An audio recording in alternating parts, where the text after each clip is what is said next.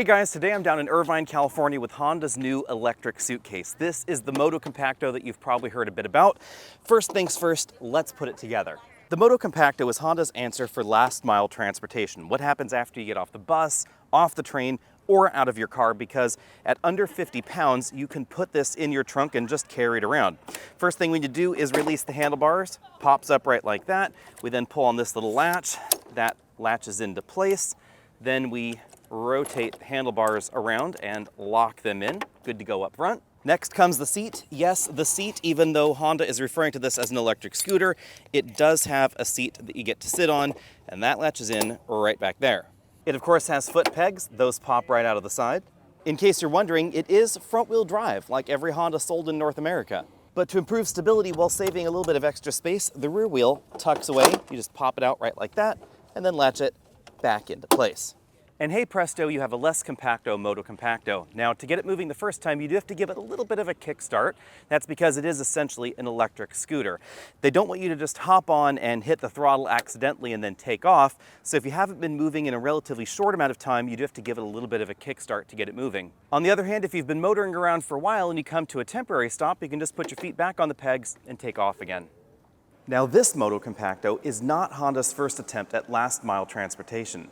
Because from 1981 to 1983, they had this amazing little scooter. This is the original Honda Motocompacto. It had a half-liter engine producing just 2.5 horsepower. Now, I assumed that this Motocompacto was lighter than the newer one, and I was wrong. This is actually 99 pounds, so it definitely took more effort to get it in the back of the Honda City car, which it was advertised with in those markets.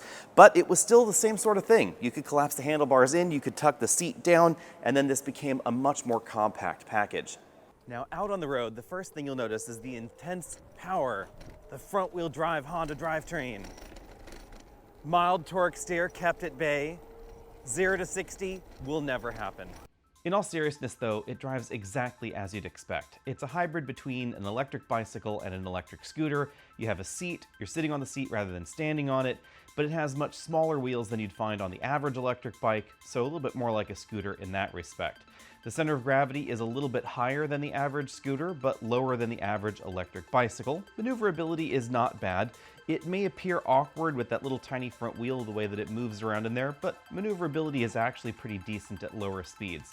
But because you are sitting on it, straddling it, it is a little bit more awkward, I guess you'd say, to maneuver around than something like a Lime scooter. With that, you could just hop off, you could rotate it around more easily and then hop back onto it. Obviously with this, with the greater weight and the fact that you're straddling it, it is going to make that sort of adjustment to its direction a little bit trickier. But it's going to steer a little bit tighter than the average bicycle, which does make it more practical in that respect.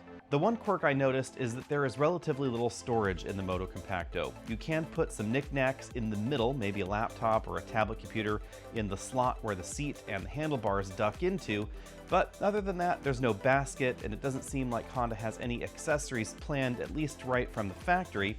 I'm assuming that there are going to be options from the aftermarket for where you could put your takeout, but at this point in time, most folks are probably just going to be left with carrying a backpack, which is going to change your stability profile on the vehicle. It's something that I was not able to test, but you could easily see that's going to raise your center of gravity up depending on exactly what you have in the backpack.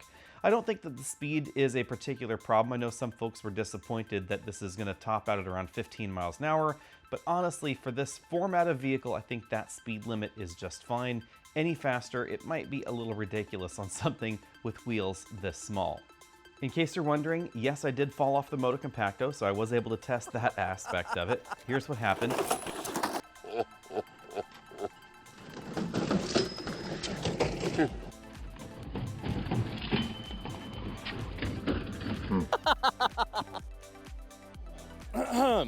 Well, break a leg. Break a leg. You know how it goes, Carl. Every event, there's that one guy that crashes something, and at this event, that one guy was me.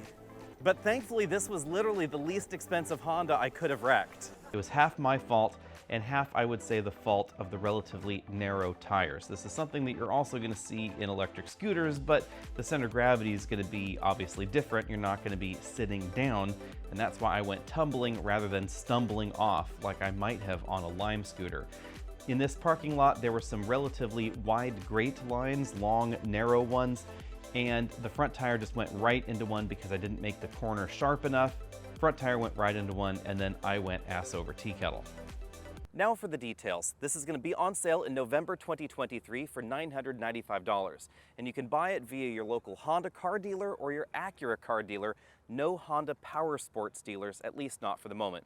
You can also get it on the Honda website and have it either delivered to your local dealer or they can send it to your home as well. Your choice. Now it is going to be less powerful than the original Motocompacto, which sort of inspired the modern design. That was 2.5 horsepower. This is 400 watts total, so maybe about 1/3 of a horsepower at best. But it is significantly lighter, and the mission is also a little bit different. That model really took 2 people to lift in and out of any hatchback, including the Honda City that it was originally sold with. This is going to be an awful lot easier to deal with, and it's not going to have any gasoline. This is something that I know a lot of people have commented on, like, why are we seeing so many electric scooters? Well, the gasoline scooter industry existed, but it didn't exactly set the world on fire. This is just an awful lot easier to deal with. You can plug it in at home, charge it in about 3.5 hours, or plug it in at the office for about 3.5 hours, and you'll get another approximately 12 miles of electric range. Thanks for joining us on this quick and quirky electric adventure. If you haven't already done so, hit that subscribe button down there at the bottom of your screen. Find us on all of your favorite social media platforms, and I'll see you next week.